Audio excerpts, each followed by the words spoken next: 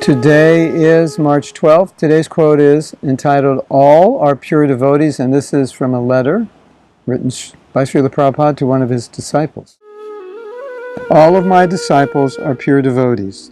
Anyone sincerely serving the spiritual master is a pure devotee.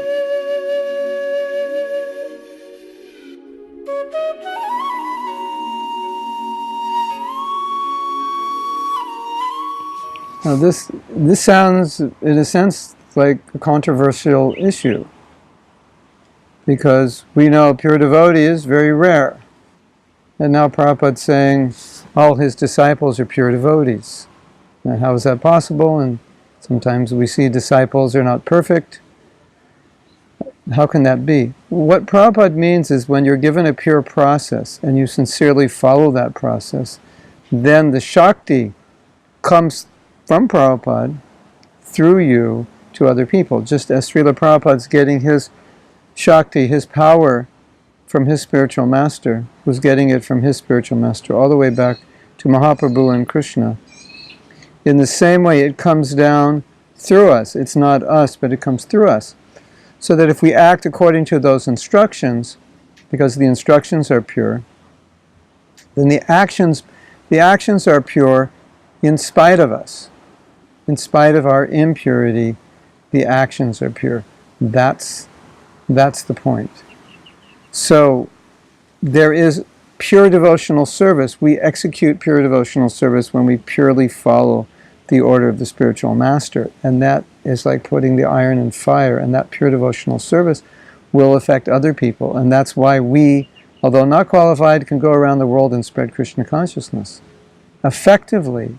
And other people can become pure devotees. And Prabhupada writes about this in Chaitanya Charitamrita. And so he said, I want all my disciples to become pure devotees, then they will go out and they will make other people pure devotees. So that's the idea.